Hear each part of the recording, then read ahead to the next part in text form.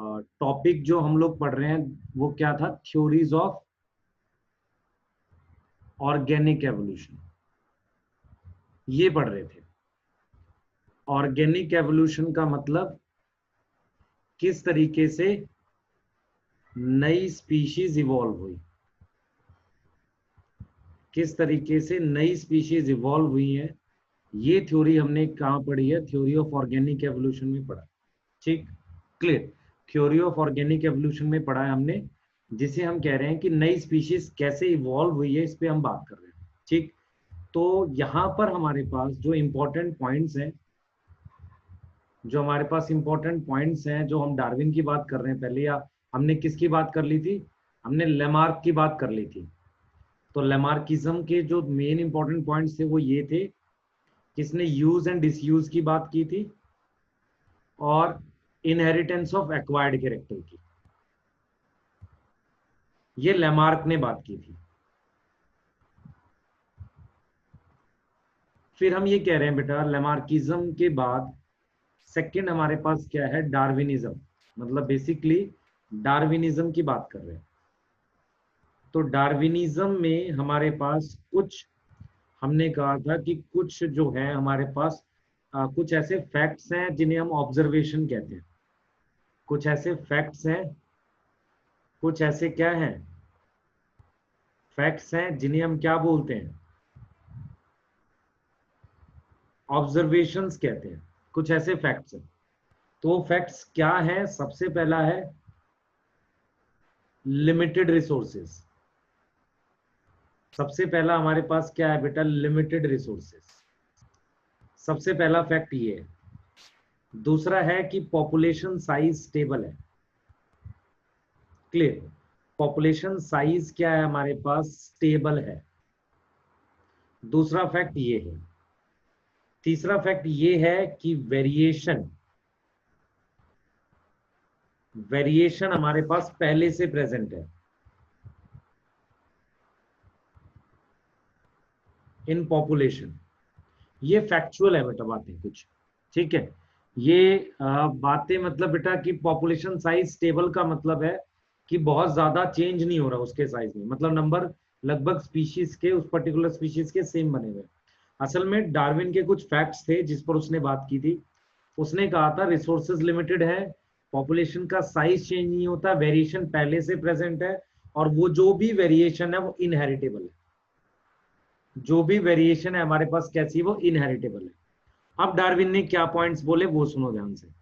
Darwin ने क्या points बोले बेटा, वो उसको सुनो ध्यान से। सबसे पहले डार्विन ने बोला कि हमारे पास ओवर प्रोडक्शन है। किसकी ओवर प्रोडक्शन है बेटा, ओवर प्रोडक्शन है हमारे पास किसकी, प्रोजेनी की। तो प्रोजेनी की हमारे पास ओवर प्रोडक्शन है। क्लियर, ओवर प्रोडक्शन है, ये चीज समझ आ रही है बेटा। प्रोजेनी की हमारे पास क्या है, ओवर प्रोडक्शन है। इसके लिए हमने एग्जांपल दिया था एलिफेंट का। इवन एलिफेंट जो है स्लो रिप्रोड्यूस करता है। कैसे रिप्रोड्यूस करता है, स्लो रिप्रोड्यूस करता है। It can also increase number. समझ आ रहा है, नंबर बहुत जल्दी इंक्रीज कर लेता है। तो हमारे पास ओवर प्रोडक्शन है प्रोजेनी की। क्लियर, ओवर प्रोडक्शन है किसकी बेटा, प्रोजेनी की ओवर प्रोडक्शन। उसके बाद उसने क्या बोला बेटा, उसके बाद उसने ये बोला, उसके बाद ये बोला कि रिसोर्सेज लिमिटेड है, रिसोर्सेज आर लिमिटेड। रिसोर्सेज हमारे पास क्या है बच्चे, लिमिटेड है, मतलब रिसोर्सेज कम है। समझ लो इस बात को। ओवर प्रोडक्शन है मतलब हमारे पास बहुत सारा एक्सेस में मतलब प्रोजेनी बन रही है, पर रिसोर्सेज लिमिटेड है। अगर रिसोर्सेज लिमिटेड है तो हमें क्या होगा बेटा, स्ट्रगल होगा, कंपटीशन होगा। अगर रिसोर्सेज लिमिटेड है तो क्या होने वाला है, स्ट्रगल होगा। ठीक है, स्ट्रगल फॉर एग्जिस्टेंस होगा। क्यों होगा वो, क्योंकि कंपटीशन हो रहा है। ठीक, अब इसमें हमारे पास क्या है, वेरिएशन प्रेजेंट है। तो दो तरीके की वेरिएशन है। एक वेरिएशन जो हेल्प कर रही है, हेल्प इन बेटर, जिसमें रिसोर्स यूटिलाइजेशन में हेल्प कर रही है। एक वेरिएशन नहीं कर रही। वेरिएशन हमने जो फैक्चुअल में बात की थी, हमने कहा था पहले, देखो सबसे पहले ज्यादा ऑर्गेनिज्म बनते हैं जितने होने चाहिए। उसके बाद हमने बोला रिसोर्सेज लिमिटेड हैं, स्ट्रगल हो रहा है एग्जिस्टेंस के लिए क्योंकि कंपटीशन हो रहा है। तो दोज रिसोर्सेज जो हेल्प करेंगे रिसोर्स को यूटिलाइज करने में, वो सिलेक्ट हो जाते हैं। वो क्या हो जाते हैं? सिलेक्ट हो जाते हैं। और वो ज्यादा चांस देते हैं, give more chance to leave progeny. बच्चा मतलब अपना नंबर इंक्रीज करने के ज्यादा चांसेस देते हैं। मतलब मेरे कहने का क्या मतलब हुआ, मैंने ये कहा कि दो तरीके की वेरिएशन है। एक वेरिएशन ये है जो रिसोर्स यूटिलाइजेशन में ज्यादा हेल्प नहीं करती, एक वेरिएशन ये है जो रिसोर्स यूटिलाइजेशन में हेल्प करती है। तो ऐसी वेरिएशन जो रिसोर्स यूटिलाइजेशन में हेल्प करती है वो ज्यादा चांस देगी प्रोजेनी को, मतलब लीव करके जाने का ज्यादा चांस देगी।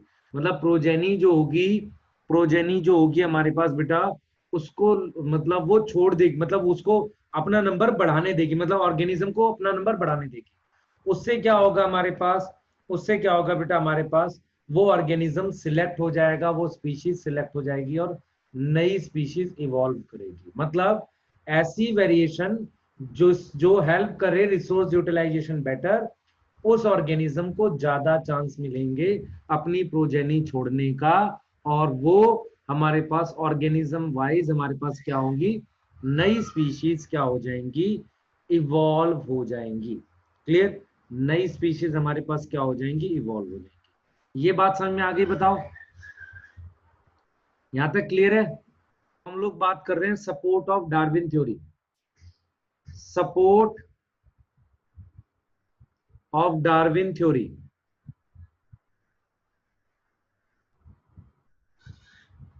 डार्विन के थ्योरी का सपोर्ट बताने जा रहा हूं। ठीक, सपोर्ट बताने जा रहा हूं। सबसे पहला हमने बात की बेटा आर्टिफिशियल सिलेक्शन कर लेते हैं। What is artificial selection? Artificial selection का मतलब क्या है कि इसमें नेचुरल सिलेक्शन नहीं हो रहा। आर्टिफिशियल का मतलब एक्सटर्नल कंडीशंस है पर नेचर नहीं है। हमने जैसे एक्सीडेंटल हो गया, वो हो गया। आर्टिफिशियल सिलेक्शन की ही टाइप होती है जिसे मैन मेड सिलेक्शन कहते हैं। बेटा आर्टिफिशियल और मैन मेड सेम नहीं होता। जैसे मान लो आपने कभी 10th में पढ़ा था एलिफेंट फुट, बीटल के ऊपर एलिफेंट फुट पड़ा था, मर गई थी, वो आर्टिफिशियल सिलेक्शन है पर वो मैन मेड तो नहीं था। तो मैन मेड भी आर्टिफिशियल सिलेक्शन का एग्जाम्पल है। तो मैं रिपीट करूंगा, all man made selection is artificial but all artificial is not man made. तो मैन मेड सिलेक्शन, इसके लिए एक और वर्ड यूज करते हैं anthropogenic. Anthropogenic man made selection. Now man made selection जो होता है हमारे पास, मैन मेड सिलेक्शन जो होता है हमारे पास, उसी को हम एंथ्रोपोजेनिक कहते हैं। उसी को हम क्या कहते हैं बेटा? मैन मेड या एंथ्रोपोजेनिक कहते हैं। मैन मेड सिलेक्शन का एग्जांपल क्या हुआ कि अगर हम बात करें, हमने सिलेक्शन करके देखो, मैन मेड सिलेक्शन कैसे एग्जांपल है?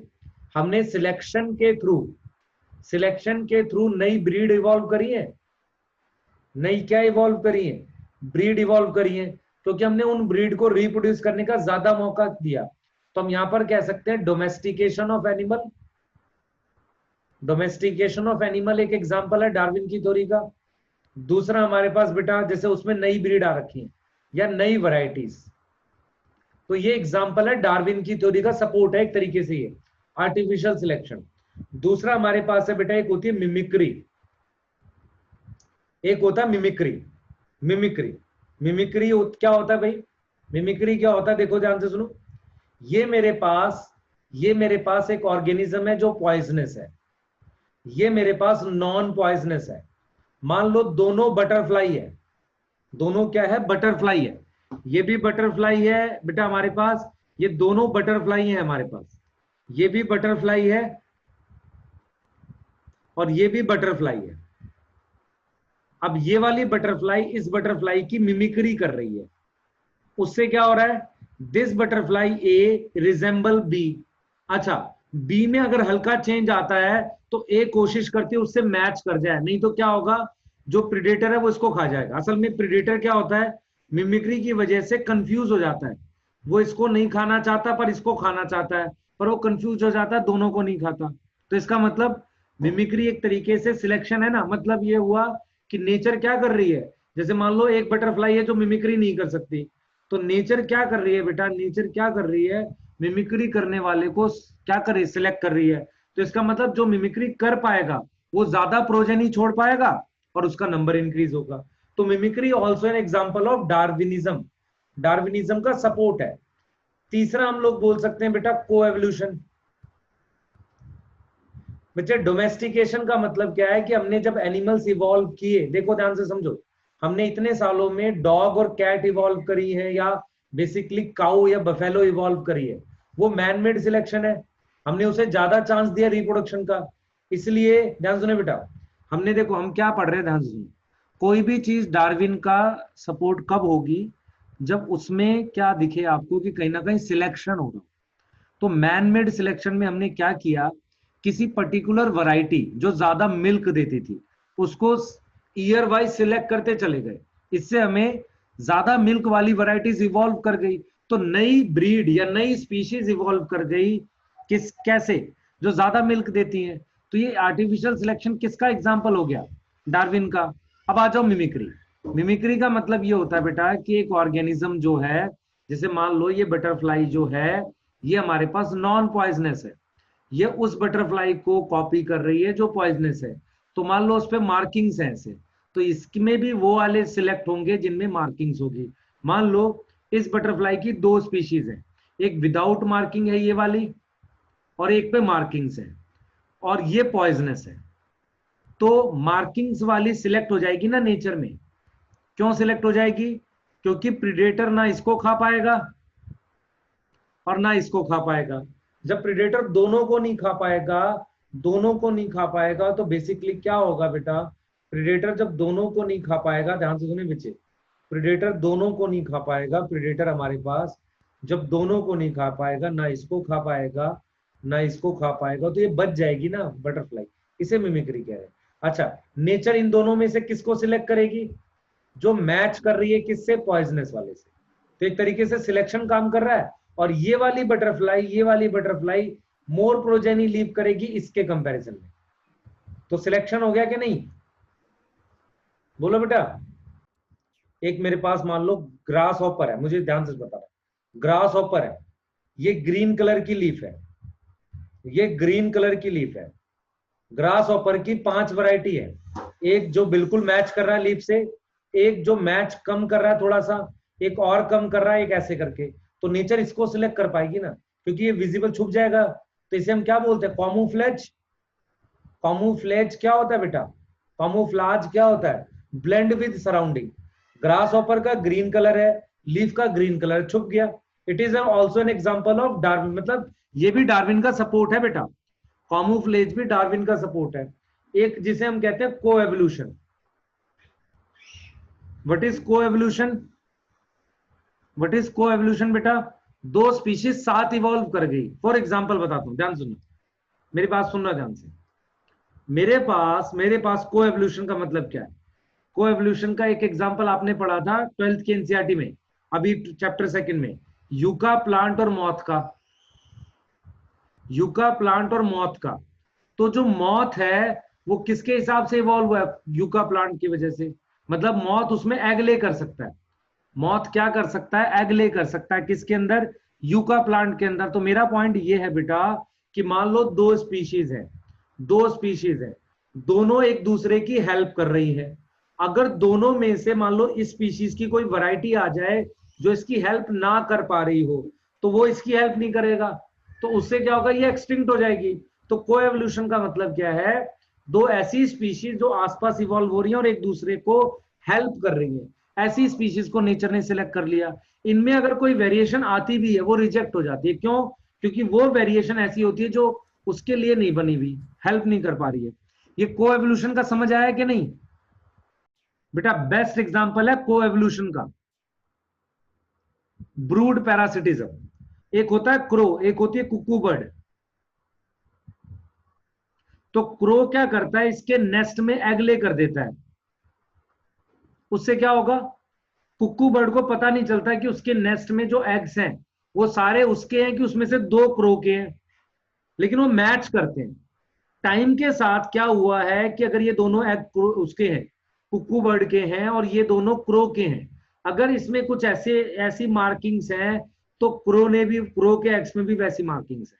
अगर गलती से कोई ऐसा एग बन जाता है जिसमें वो मार्किंग्स नहीं है, ये किसके एग है, कुक्कू बर्ड के, और ये किसके हैं, क्रो के, गलती से कोई ऐसा बन जाता है जिसमें ये मार्किंग नहीं है, ये वाला बन गया, क्लियर बन गया, तो ध्यान से सुने, ये बन गया बेटा, ये बन गया, तो इसको रिजेक्ट कर देंगे।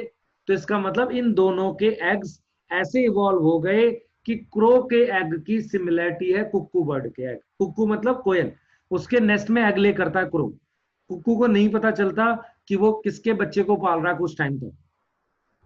यहां तक समझ आया, इसे भी को एवोल्यूशन कहते हैं। ये भी डार्विन का सपोर्ट है, क्योंकि नेचर इसमें क्या कह रही है, नेचर कह रही है कि अगर कुक्कू बर्ड का, सॉरी क्रो का एग थोड़ा सा भी डिसिमिलर हुआ, कुक्कू बर्ड को पता चल जाएगा, वो उस एग को गिरा देगा। इसी वजह से वही एग सिलेक्ट होते हैं जो सिमिलर होते हैं, जो क्या होते हैं, सिमिलर होते हैं। बताओ जल्दी बेटा। इसका एक और एग्जांपल है माइक्रोब्स वाला, ध्यान से सुनना। एक मान लो ये हमारे पास ये है, ये मेरे पास मान लो ये बैक्टीरिया है हमारे पास, मान लो ये पेट्री प्लेट है, इसमें बैक्टीरिया बना देता हूं। इस पेट्री प्लेट में इस बैक्टीरिया में एंटीबायोटिक रेजिस्टेंस है, और मैंने यहां पर एंटीबायोटिक डाल दिया, तो यही वाले सरवाइव करेंगे, क्लियर। तो एक तरीके का सिलेक्शन हो गया कि नहीं, बोलो। तो मान लो इन वाले बैक्टीरिया में एबिलिटी है किसकी, एंटीबायोटिक को रेजिस्ट करने की, तो ये वाले क्या करेंगे, सरवाइव करेंगे। तो ये एक एग्जांपल और हो गया बेटा हमारा किसका, डार्विन का। क्लियर बच्चे। क्वेश्चंस कैसे आ सकते हैं डार्विन वाले में, ऐसा क्वेश्चन दे सकता है कि कौन कौन, जैसे एडेप्टिव रेडिएशन, एडेप्टिव रेडिएशन भी डार्विनिज्म को सपोर्ट करता है। किसको सपोर्ट करता है, सपोर्ट डार्विनिज्म, क्योंकि इसमें वो ऑर्गेनिज्म जिनमें कोई स्पेशल फीचर था वो सिलेक्ट हुआ है, ठीक है, क्लियर, वो सिलेक्ट हुआ है। तो जहां पर सिलेक्शन हो रहा होगा वो सपोर्ट होगा किसका, डार्विनिज्म का, वो किसका सपोर्ट होगा, डार्विनिज्म का, क्लियर। ऐसे बहुत सारे एग्जांपल्स हैं बेटा जो आप कह सकते हो उसमें। अब हम क्या पढ़ रहे हैं, क्रिटिसिज्म पढ़ रहे हैं कि डार्विन, हमने क्या पढ़ा सबसे पहले, हमने डार्विन की थ्योरी पढ़ ली, उसके सपोर्ट पढ़ लिए। तीसरी चीज हम क्या पढ़ रहे हैं बेटा, क्रिटिसिज्म पढ़ रहे हैं।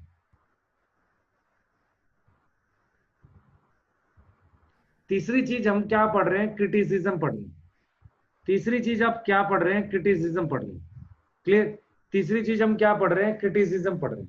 क्रिटिसिज्म क्या है बेटा, ध्यान से सुने, ध्यान से सुने, क्लियर। क्रिटिसिज्म क्या है हमारे पास, ध्यान से सुनना, बहुत इंपॉर्टेंट है। क्रिटिसिज्म क्या है, क्लियर, ध्यान से सुने बेटा। हमारे पास क्रिटिसिज्म क्या है कि जो डार्विन है, ध्यान सुनो बेटा,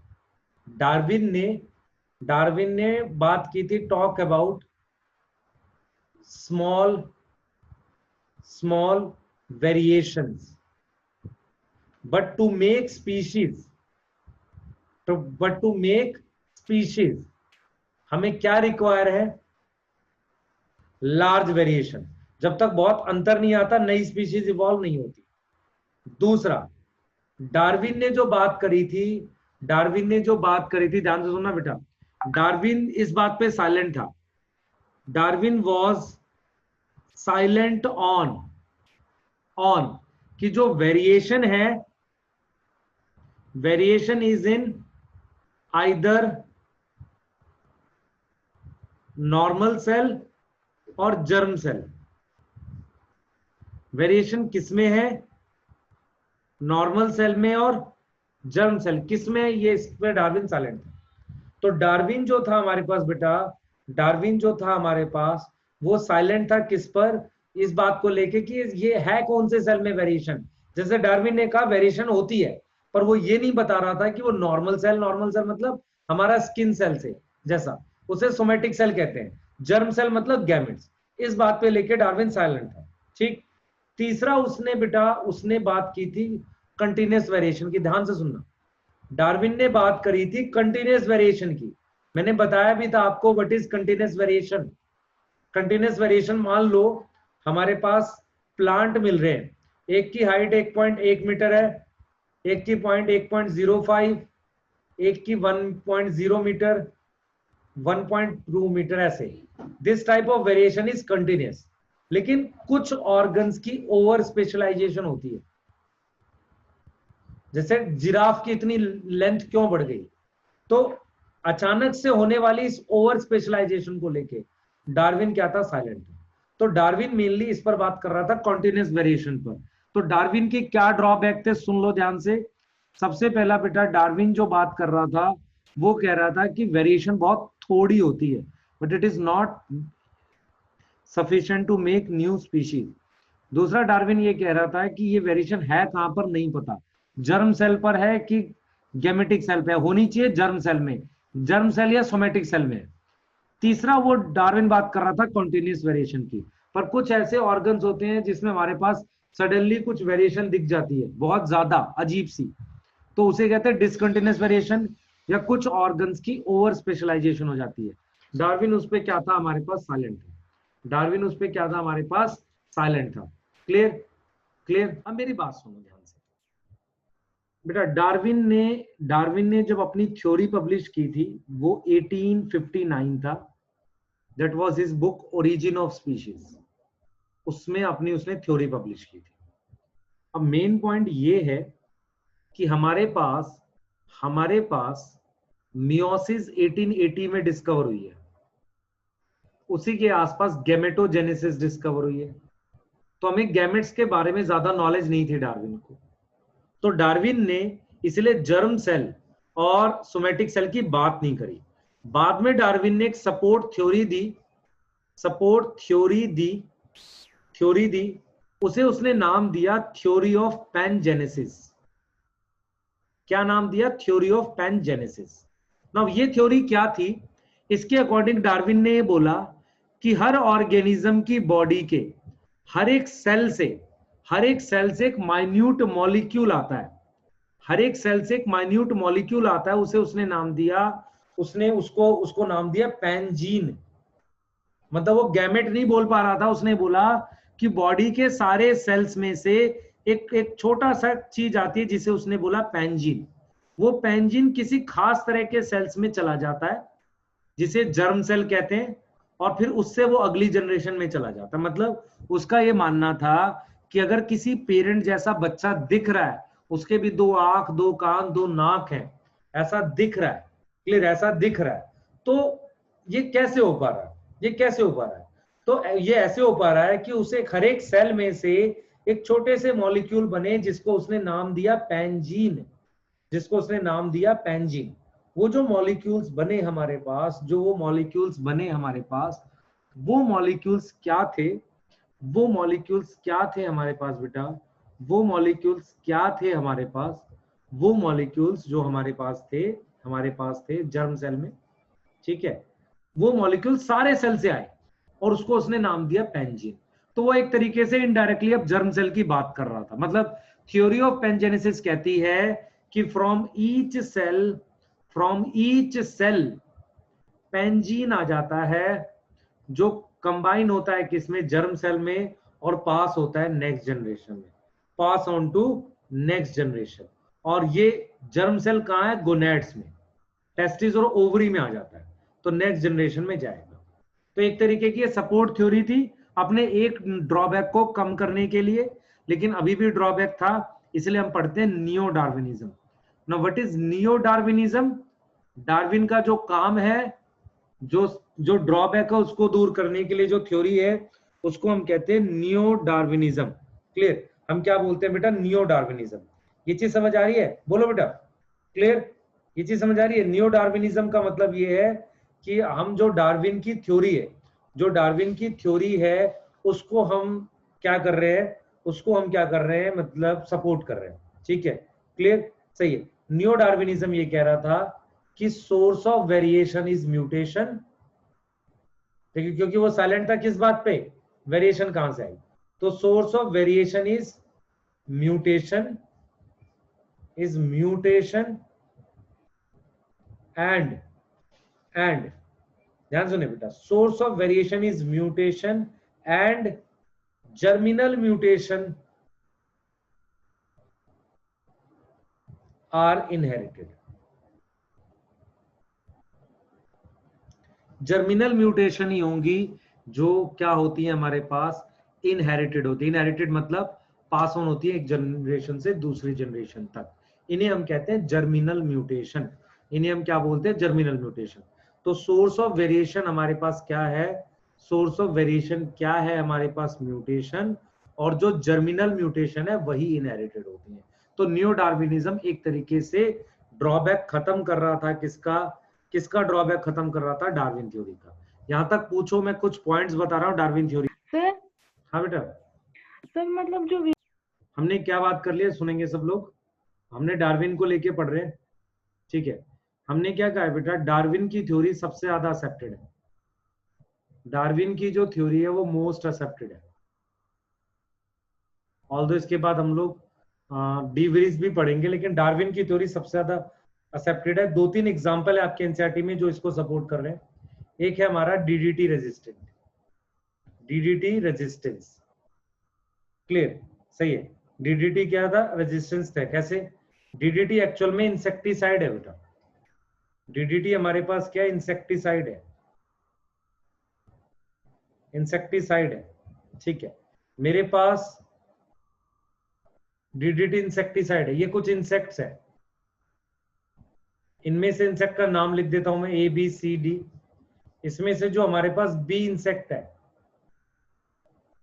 बी इंसेक्ट जो हमारे पास है बेटा, बी इंसेक्ट जो हमारे पास है, देखो डीडीटी एक रेजिस्टेंस है, डीडीटी रेजिस्टेंस की बात कर रहा हूं बच्चे में, ये इंसेक्टिसाइड है। तो मेरे पास ए बी सी डी, तो मैं ये कह रहा हूं बी इंसेक्ट जो है उस पे जीन प्रेजेंट है डीडीटी रेजिस्टेंस की, किसी न किसी इंसेक्ट में ऐसी जीन थी। तो हुआ ये कि जब डीडीटी का एक्सेसिव यूज हुआ, तो देखो पहले तो सबको बराबर चांस मिल रहा था रिप्रोड्यूस करने का, ए बी सी डी सबको, चारों को बराबर चांस मिल रहा था। लेकिन जब डीडीटी का एक्सेसिव यूज किया तो बी बच जा रहा था, तो इसको ज्यादा चांस मिला, मोर चांस टू रिप्रोड्यूस। तो एक तरीके से कैसी वैरायटी इवॉल्व हो गई, इंसेक्ट की ऐसी स्ट्रेन आ गई, या इंसेक्ट की कैसी स्पीशीज आ गई, रेजिस्टेंट स्पीशीज इवॉल्व हो गई।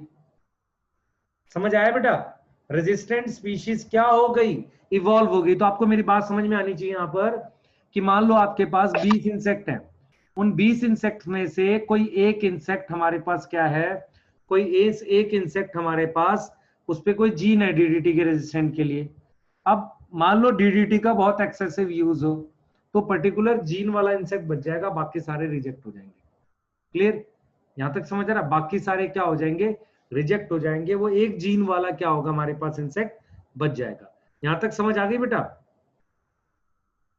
सेकंड बहुत इंपॉर्टेंट एग्जांपल है जो डार्विन को सपोर्ट कर रहा है, जो डार्विन को सपोर्ट कर रहा है, वो है आपके पास इंडस्ट्रियल मेलानिज्म। इंडस्ट्रियल मेलानिज्म नाम है, इंडस्ट्रियल मेलानिज्म नाम है बेटा। अब ये इंडस्ट्रियल मेलानिज्म क्या है इसको समझेंगे हम। इंडस्ट्रियल मेलानिज्म क्या है बेटा, इसको समझेंगे हम, क्या है ये एग्जैक्टली इंडस्ट्रियल मेलानिज्म क्या है हमारे पास, इसको समझेंगे हम। इंडस्ट्रियल मेलानिज्म क्या है बेटा हमारे पास, इंडस्ट्रियल मेलानिज्म क्या है हमारे पास, ध्यान से सुने, कि इंग्लैंड में बेटा इंडस्ट्रियल रेवोल्यूशन हुई थी। इंग्लैंड में क्या हुई थी, इंडस्ट्रियल रेवोल्यूशन हुई थी, ठीक है। तो बिफोर वो हुई थी 1750 में। तो बिफोर इंडस्ट्रियल रेवोल्यूशन क्या था, हमारे पास एक मॉथ थी, मॉथ की स्पीशीज थी जिसका नाम था बिस्टन बेटुलारिया। ये मॉथ का नाम है, मॉथ इंसेक्ट होता है, और ये कौन से वाला था, व्हाइट विंग मॉथ था।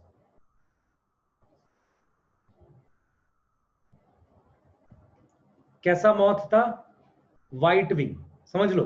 तो हम यहां पर क्या बात कर रहे हैं बेटा, हम यहां पर ये बात कर रहे हैं कि बिफोर इंडस्ट्रियल रेवोल्यूशन, ध्यान से सुन लो, जब इंडस्ट्रियल रेवोल्यूशन हुई थी उससे पहले इंग्लैंड में व्हाइट विंग वाले मॉथ ज्यादा थे ट्रीज पर। ये हम ट्रीज बना रहे हैं, ध्यान से समझना। हमने ये ट्री बना लिया बेटा, हमने ये ट्री बना लिया। इस ट्री पर हमारे पास अभी व्हाइट विंग वाले मॉथ ज्यादा थे, व्हाइट विंग वाले मॉथ ज्यादा थे, व्हाइट विंग वाले मॉथ ज्यादा थे। क्लियर। लेकिन जब इंडस्ट्रियल रेवोल्यूशन हो गया, उससे क्या हुई, सब जगह ये ब्लैक शूट, ब्लैक शूट क्या होती है, कालिक, वो स्प्रेड हो गई सब जगह। अगर वो स्प्रेड हो गई तो सारे ट्रीज जो थे वो कुछ इस तरीके के कन्वर्ट हो गए, वो इस तरीके के कन्वर्ट हो गए बेटा। जो सारे ट्रीज थे उस पर थोड़ी सी कालिक आ गई, ऐसे कालिक आ गई। उससे क्या हुआ बेटा, गलती से हमारे पास व्हाइट विंग वाले मॉथ में से कोई एक मॉथ हमारे पास ब्लैक विंग वाला बना, तो इसकी सिलेक्शन स्टार्ट हो गई। तो कुछ टाइम के बाद हमारे पास जो ज्यादा मॉथ थे, ज्यादा मॉथ थे वो कौन से वाले बन गए, ब्लैक विंग वाले ज्यादा मॉथ आ गए। व्हाइट विंग वालों का नंबर क्या हो गया, लगभग बहुत लो हो गया। तो इस चीज को आप समझो, इस चीज को आप समझो, ये कैसे है, ये व्हाइट विंग मॉथ है, ये बिफोर है। उसके बाद हमारे पास कौन से ज्यादा आ गए, ब्लैक विंग मॉथ ज्यादा आ गए। Clear, clear, black wing moth ज्यादा आ गए। इनका नाम क्या था बेटा, बिस्टन बेटुलारिया कार्बोनेरिया, ये वाले ज्यादा आ गए। कौन से ज्यादा आ गए, बिस्टन बेटुलारिया कार्बोनेरिया ज्यादा आ गए। अब जब ये वाले ज्यादा आ गए बेटा, ये वाले मॉथ ज्यादा आ गए, बिस्टन बेटुलारिया कार्बोनारिया वाले ज्यादा आ गए, तो सब जगह ब्लैक मॉथ हो गया। फिर क्या हुआ बच्चे, फिर क्या हुआ, मतलब ये इंडस्ट्रियल रेवोल्यूशन के बाद हुआ। लेकिन कुछ टाइम के बाद, ध्यान से, ऐसा क्यों हुआ, क्योंकि जो प्रीडेटर था, बर्ड थी, जो बर्ड थी, बर्ड पहले जो थी बेटा, वो ये वाले मॉथ को उतना नहीं खाती थी क्योंकि छुप जाता था। लेकिन यहां पर बर्ड को ये व्हाइट विंग वाला विजिबल होगा, ये व्हाइट विंग वाला क्या होगा, विजिबल हो जाएगा, इसलिए उसको नहीं खा रहा है, सॉरी उसको खा रहा है, उसको ईट कर जा रहा है। ये वाला विजिबल नहीं था, समझ आया। लेकिन जब इन्होंने थोड़ा सा पॉल्यूशन कंट्रोल किया और जो विलेज एरिया में पॉल्यूशन कम हुआ, तब वापसी हमारे पास व्हाइट विंग मॉथ के नंबर बढ़ गए। तो आपको यहां पर समझ आना चाहिए बेटा, इंडस्ट्रियल मेलानिज्म, इंडस्ट्रियल मेलानिज्म का मतलब क्या हुआ यहां पर, इंडस्ट्रियल मेलानिज्म का मतलब है मेलानिन। तो मतलब ये हुआ कि due to industrial revolution, due to industrial revolution, moth with more melanin, moth with more melanin क्या हो गया बेटा, गेट सिलेक्टेड। क्यों सिलेक्ट हो गया, ड्यू टू ब्लैक शूट, जो ब्लैक स्मोक और शूट रिलीज हुई उसकी वजह से।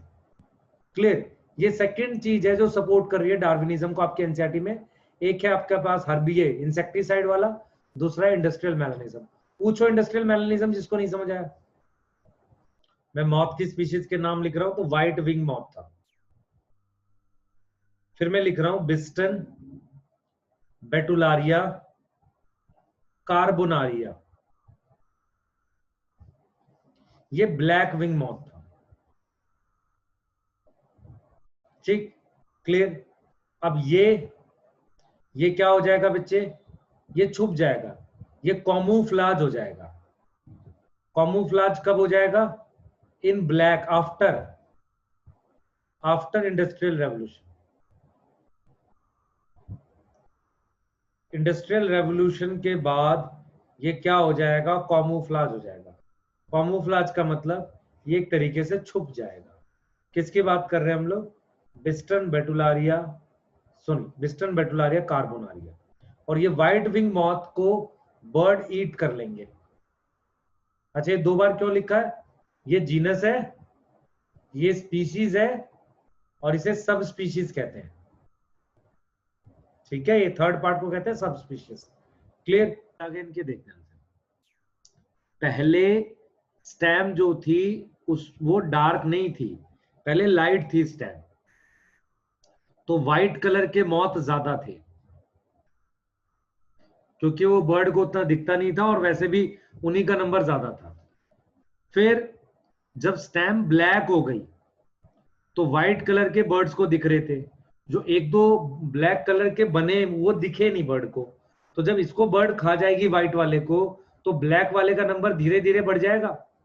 तो ये तो आप ये इंडस्ट्रियल मतलब रेवोल्यूशन के बाद की बात है। फिर क्या हुआ बेटा, कुछ गांव साइड एरिया में पोल्यूशन थोड़ा डिक्रीज किया, कंट्रोल किया उन्होंने। तो उसमें क्या हुआ, विलेज में जब पोल्यूशन कम हुआ तो वापसी फिर व्हाइट कलर के मौत का नंबर बढ़ा है। क्यों बढ़ा है? क्योंकि फिर ब्लैक विजिबल हो गया बर्ड्स को, तो बर्ड्स ने उसको फिर खाना शुरू कर दिया। अब ठीक है, पढ़ा बेटा डार्विन को जो एनसीईआरटी में एग्जांपल दिए, जो सपोर्ट ऑफ डार्विन एक तरीके से, उसमें एक है हमारे पास क्या, एक क्या बताया हमने, एक बता रहा है डीडीटी रेजिस्टेंट इंसेक्ट, ये आ गए। सेकंड क्या बताया हमने, इंडस्ट्रियल मेलानिज्म। सेकंड क्या बताया बेटा हमने, इंडस्ट्रियल मेलानिज्म। थर्ड क्या बताया, थर्ड अब हम पढ़ेंगे बेटा हर्बिसाइड, हर्बिसाइड और पेस्टिसाइड, हर्बिसाइड या पेस्टिसाइड रेजिस्टेंट। जैसे मान लो आप क्या करते हो बेटा, आप क्या करते हो, पेस्टिसाइड यूज कर रहे हो फील्ड्स में, तो कुछ टाइम के बाद ऐसे इंसेक्ट आ जाते हैं जो पेस्टिसाइड रेजिस्टेंट हो।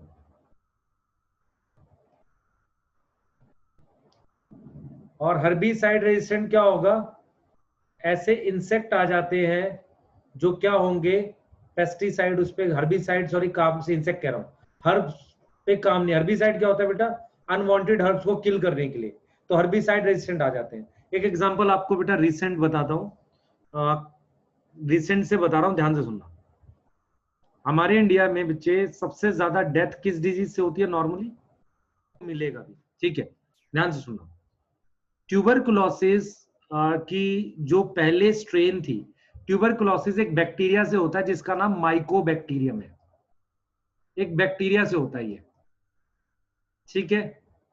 ट्यूबरकुलोसिस की पहले क्या होता था बेटा, पहले क्या होता था, ट्यूबरकुलोसिस का मेडिसिन कैसे दिया जाता था, मेडिसिन 2 से 3 मंथ दिया जाता था और वो पेशेंट को दे देते थे, वो अपना घर पे खाता रहता था, 2-3 महीने तक खाता था, ठीक हो जाता था, ठीक। उस वक्त जो था, उस वक्त ठीक था, 2-3 महीने खाता था। लेकिन कुछ पेशेंट ऐसे होते थे जो 15-20 दिन में खा के मेडिसिन छोड़ देते थे। उससे क्या हुआ, माइकोबैक्टीरियम पूरी तरीके से नहीं बना मरा और एक रेजिस्टेंट टीबी आ गया, जिसको हम कहते थे बेटा, जिसको हम कहते थे एमडीआर। एमडीआर का मतलब होता था मल्टी ड्रग रेजिस्टेंस टीबी। ये आ गया हमारे कंट्री में। क्यों आ गया? क्योंकि लोगों ने ड्रग पूरी खाई नहीं, ड्रग पूरी तरीके से खाई नहीं, एमडीआर आ गया। अब जैसे ही एमडीआर हमारे पास गया है, एमडीआर था तो ठीक है, फिर क्या कि इन्होंने दवाई बदल दी, इंडिया में फिर अलग मेडिसिन आने लगी, उसको लोग खाते थे पर उसको भी नहीं करते थे। फिर क्या हो गया, एक्सडीआर टाइप का टीवी आ गया, extreme drug resistant TV, clear. तो फिर लोगों ने क्या, फिर क्या करा इंडियन गवर्नमेंट ने, इंडियन गवर्नमेंट ने कहा कि ये ठीक नहीं है, क्योंकि लोग पूरा कोर्स करते नहीं है, उससे माइकोबैक्टीरियम इवॉल्व कर रहा है। तो इंडियन गवर्नमेंट ने क्या किया, इंडियन गवर्नमेंट ने क्या किया, एक अलग टाइप का तरीका निकाला कि जो टीबी के पेशेंट होंगे उनको डेली किसी पर्टिकुलर लोकेशन पर, जैसे लोकेशन का मतलब हो सकता है डिस्पेंसरी, वहां पर आकर मेडिसिन खानी पड़ेगी। और ये वो लोग होते हैं जो पुअर होते हैं और जो मेडिसिन कंटिन्यू नहीं करते, वो क्या करते हैं, फिक्स टाइमिंग पर उन्हें बुलाते हैं कि दिन में आप इस समय आएंगे, वो अपने सामने मेडिसिन खिलाते हैं उनको। ये अभी करंट सिचुएशन है टीबी को लेके। सेम चीज कोरोना को लेके बेटा एक कंट्री में हुई है, शायद मैं अगर ठीक हूं तो फिलीपींस या ऐसा ही कोई कंट्री है, ठीक है, उसी साइड कंट्री है वो। उसमें क्या हुआ है, कोरोना की एक वैरायटी उन्होंने स्ट्रेन देखी है जो उन लोगों में आई है जिन्होंने क्वारंटाइन पीरियड पूरा नहीं किया, मतलब जिन्होंने 14 डेज तक ट्रीटमेंट प्रॉपर तरीके से नहीं किया, उनके अंदर एक रेजिस्टेंट टाइप का कोरोना की स्ट्रेन आ गई है जो उससे ज्यादा डेंजरस है। क्लियर? तो ये मैं सिर्फ आपको ये कह रहा हूं कि ये देखो नेचुरल सिलेक्शन काम कर रहा है। अगर नेचर, देखो ध्यान से समझो, अगर मेडिसिन पूरी नहीं लेंगे तो जो बच गए उनमें से रेजिस्टेंट वाले जो होंगे वो ज्यादा सर्वाइव कर जाएंगे। तो ये चीज है एग्जांपल। तो बेटा ट्यूबरकुलोसिस बहुत मेजर प्रॉब्लम है इंडिया में, ठीक है। क्लियर? आप देखेंगे काफी प्रोग्राम चलते हैं इसके, ट्यूबरकुलोसिस के फ्री प्रोग्राम चलते हैं। पोलियो हम लोग क्योर कर पाए लेकिन ट्यूबरकुलोसिस अभी क्योर नहीं है। क्लियर? कुछ पूछना है किसी को? तीसरी थ्योरी पे जा रहे हैं जो बेसिकली क्या है हमारे पास बेटा, थर्ड थ्योरी पे जा रहे हैं जो बेसिकली हमारे पास किसकी है, जो है हमारे पास बेटा ये क्या नाम है इसकी, डी विरीज की, जिसे हम नाम दे रहे हैं म्यूटेशन थ्योरी। थर्ड थ्योरी है बेटा हमारे पास जिसे हम नाम दे रहे हैं mutation theory. Mutation theory. Clear? सही है। अच्छा, ये किसने दी है? डच साइंटिस्ट है, और ये दी है हमारे पास 1901 ऐसा कुछ। ठीक, अब सुन लो ध्यान से म्यूटेशन थ्योरी क्या थी। अब आपको जरा वो देख लो बेटा, लेमार्क फ्रेंच है, डार्विन इंग्लैंड, और डी विरीज जिसने क्या दी है म्यूटेशन थ्योरी, वो हमारे पास डच। ये तीन याद रखना, ठीक है। क्लियर? ये चीज ध्यान रखना। अब डी विरीज की थ्योरी का जो मेन पॉइंट है, ध्यान सुन ले, मेन पॉइंट क्या है बेटा? मेन पॉइंट ये है, मेन पॉइंट क्या है कि डी विरीज ने बोला कि जो फॉर लार्ज वेरिएशन हमारे पास क्या होता है, ध्यान सुने बेटा। उसने क्या बोला, ध्यान से सुनो। उसने क्या बोला? उसने बोला है, डी विरीज ने बोला है कि mutation is responsible for large variation. ध्यान से सुनो, mutation is responsible for large variation, mutation is responsible for large variation, and this large variation is responsible for speciation। मतलब स्पीशीज बनने के लिए लार्ज वेरिएशन ही रिस्पॉन्सिबल है। स्पीशीज बनने के लिए लार्ज वेरिएशन ही रिस्पॉन्सिबल है। लार्ज वेरिएशन ही हमारे पास रिस्पॉन्सिबल है किसके लिए? स्पीशीज बनने के लिए। बात समझ आ रही है बेटा? स्पीशीज बनने के लिए हमारे पास क्या है? लार्ज वेरिएशन ही रिस्पॉन्सिबल है। उसने सिंगल लार्ज वेरिएशन को नाम दिया, इस सिंगल लार्ज वेरिएशन को नाम दिया नोन एज साल्टेशन। अगर आपको याद हो, डी उसने लेमार्क ने क्या बोला था? लेमार्क ने बोला था कि एक्सेसिव यूज से नए कैरेक्टर एक्वायर्ड होंगे और फिर वो इनहेरिट होंगे और नई स्पीशीज आएगी। डार्विन ने बोला था कि अगर जो वेरिएशन है वो ऑर्गेनिज्म को सर्वाइवल एडवांटेज देगी तो वेरिएशन सिलेक्ट होती जाएगी, उससे नई स्पीशीज आएगी। इसने बोला है कि म्यूटेशन से वेरिएशन आएगी, उससे नई स्पीशीज आएगी। ये तीनों अलग अलग बातें बेटा, ठीक है। इसने तीनों ने अलग अलग बातें कर दी है। तो single large variation is known as saltation. क्या नाम है इसका बेटा? साल्टेशन नाम है। तो इसने साल्टेशन की बात कर दी। किसने साल्टेशन की बात करी है? किसने बात करी है बेटा साल्टेशन की? किसने? डी विरीज ने, ठीक है। साइंटिस्ट का नाम है हमारे पास डी विरीज। अब ध्यान से सुनना विषय, इसने किस पर काम किया था? टू स्टडी म्यूटेशन उसने एक प्लांट पर काम किया था जिसका नाम था इवनिंग प्राइमरोज। इस पर काम किया था, इवनिंग प्राइमरोज को स्टडी किया था म्यूटेशन पढ़ने के लिए। उस प्लांट का साइंटिफिक नाम है इनोथोरा लेमार्कियाना। लेमार्क के नाम पर उसकी स्पीशीज का नाम है। इस पर काम किया था। यहां तक समझ आ रहा है बेटा? इस पर काम किया था इसने। अब इसका सपोर्ट क्या है? मतलब कुछ ऐसे एविडेंसेस हैं जो सपोर्ट कर रहे हैं। सपोर्ट क्या है? ध्यान से सुनो। सपोर्ट ये है बेटा, जो सडन ट्रेट आती है, सडन ट्रेट जो अपीयर होती है वो सपोर्ट है। मान लो सारी शीप जो है वो वाइट है, वाइट फेस है, अचानक से उनमें कोई ब्लैक फेस शीप आ जाए, तो जो सडन तरीके की चीजें आती हैं वो किससे आती है हमारे पास, किससे आती है बेटा, इसी से। सेकंड सेकंड सेकंड उसने वो क्या एक्सप्लेनेशन है हमारे पास बेटा, कुछ और एक्सप्लेनेशन ये है, ओवर स्पेशलाइजेशन।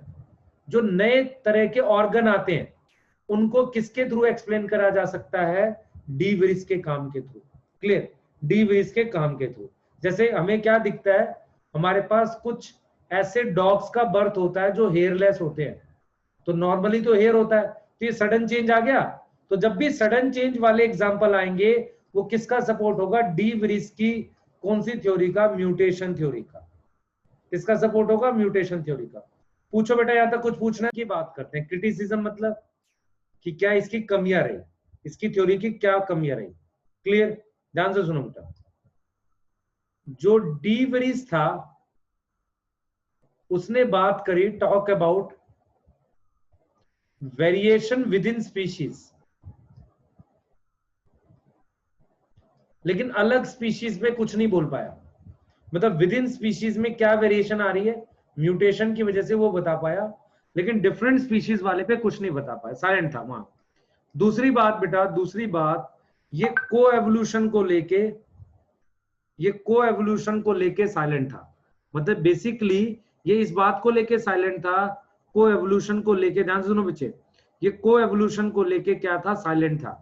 को एवोल्यूशन को लेके साइलेंट था मतलब क्या हुआ, क्या हुआ, ये नहीं बता पाया कि देखो एक चीज समझो, ये ए स्पीशीज है, ये बी स्पीशीज है, ये और दोनों साथ मिलके इवॉल्व हो रही हैं। ये दोनों ऐसे फीचर ला रहे हैं कि जो एक दूसरे के साथ रहने के लिए जरूरी हैं। ऐसा कैसे हो सकता है कि इसमें भी म्यूटेशन और इसमें भी म्यूटेशन हो, और ध्यान सुने बेटा, और हमारे पास इसमें भी म्यूटेशन हो और इसमें भी म्यूटेशन हो।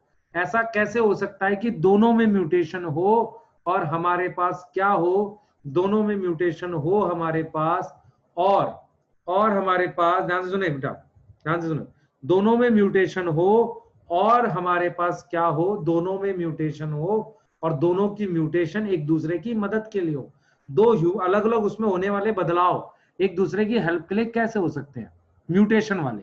तो को एवोल्यूशन को एक्सप्लेन नहीं कर पाया।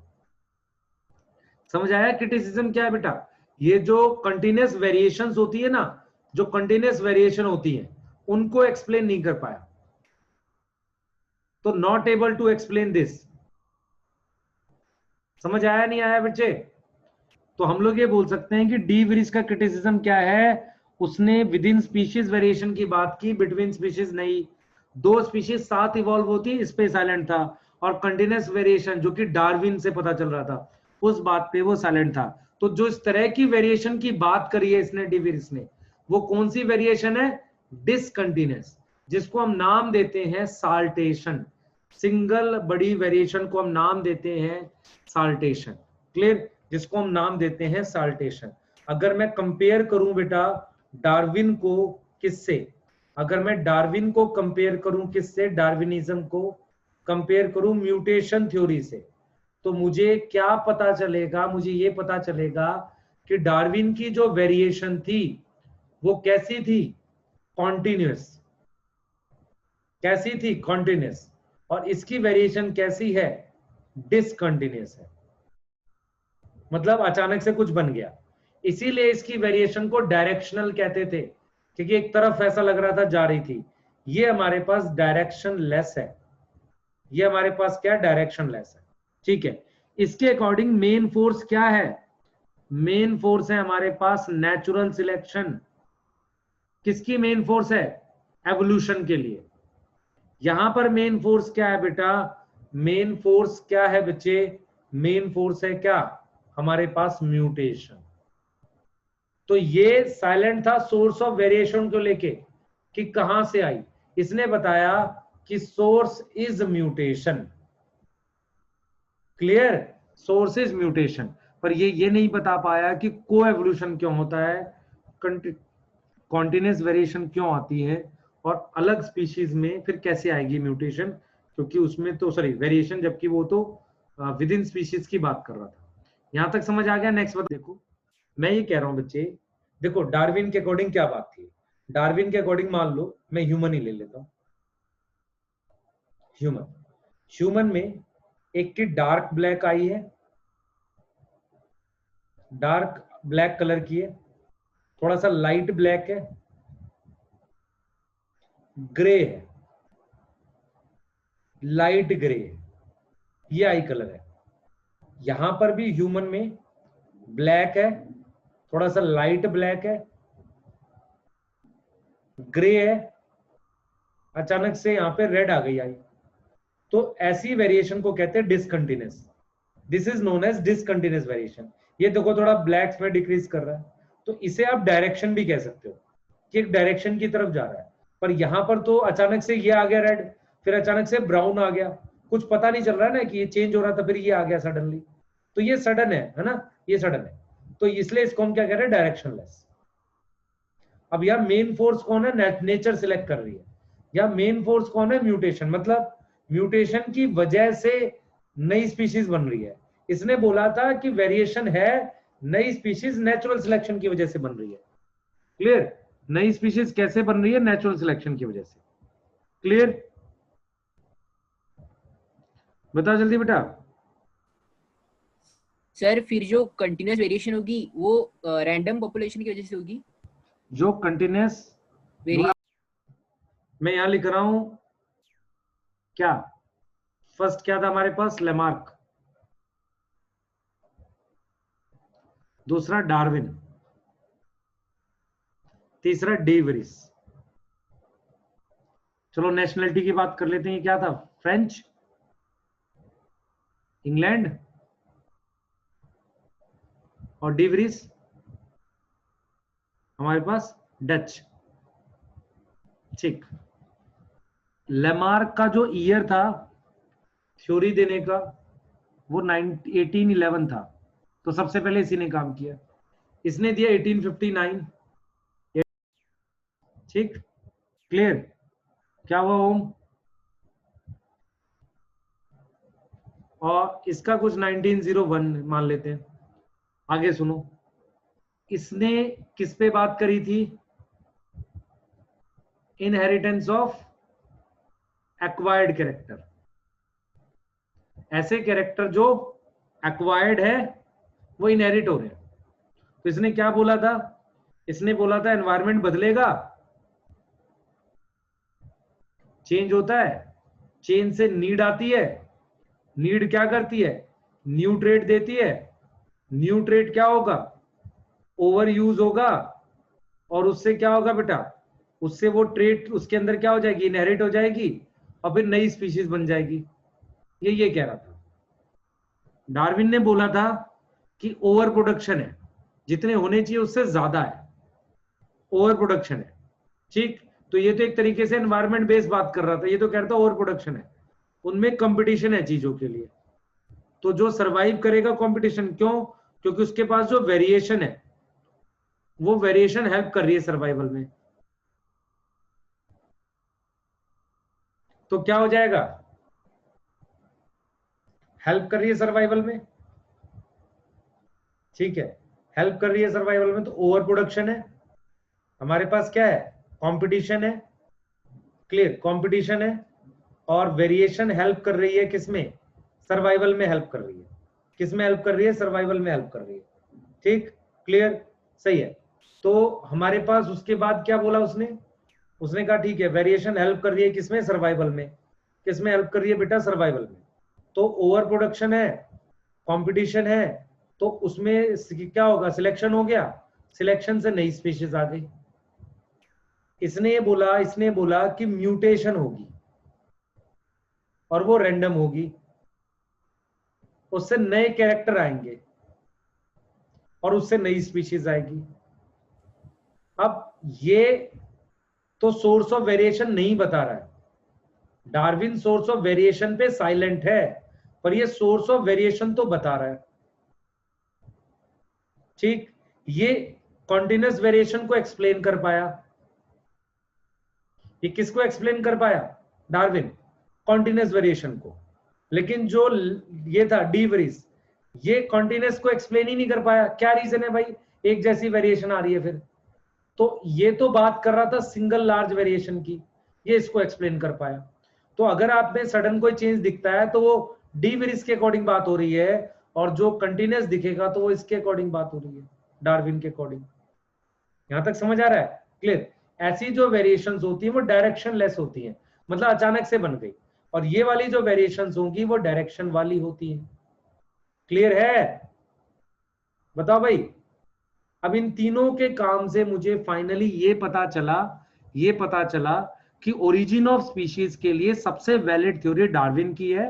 पर डार्विन की थ्योरी का जो ड्रॉबैक था कि सोर्स ऑफ वेरिएशन क्या है, उसे हम समझ सकते हैं, it can be mutation, it can be sexual reproduction, ये हम समझ सकते हैं। पर डार्विन को समहाउ गैमेट्स के बारे में पता नहीं था।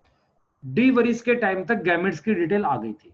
क्लियर? गैमेट्स की डिटेल आ चुकी थी डी वरीज के टाइम तक। क्लियर? तो आप अगर देखें इसमें से सबसे वैलिड थ्योरी डार्विन की है, क्योंकि सबसे ज्यादा सपोर्टिंग एग्जांपल डार्विन की थ्योरी के पास है। क्लियर? आप नेचर में कहीं भी देखोगे सबसे ज्यादा सपोर्ट करने वाले एग्जांपल डार्विन की थ्योरी को लेकर है। क्लियर? डार्विन को थ्योरी को लेकर है। किसी को कोई डाउट है इन पॉइंट्स में? इसको एक बार समराइज कर रहा हूं। डी वरीस ने काम किया इनोथोरा लेमार्कियाना, एक प्लांट था, उसमें उसने देखा कि काफी वेरिएशन है और वो वेरिएशन सडन बन रही थी। तो डी वरीस के अकॉर्डिंग वेरिएशन का सोर्स म्यूटेशन था और वही नई स्पीशीज बनाता है, क्योंकि छोटे चेन से नई स्पीशीज नहीं बनेगी, ये डी वरीस का मानना था। क्लियर? और ऐसी वेरिएशन को वो डिसकंटिन्यूअस वेरिएशन बोल रहा था। क्लियर? डी वरीस को। पर डी वरीस बेटा इस बात पे साइलेंट था, जो को एवोल्यूशन या कंटिन्यूअस वेरिएशंस कैसे आती है इन पे साइलेंट था। क्लियर? तो डी वरीस म्यूटेशन थ्योरी को हम बात कर रहे हैं। ठीक है? क्लियर? बाकी आपको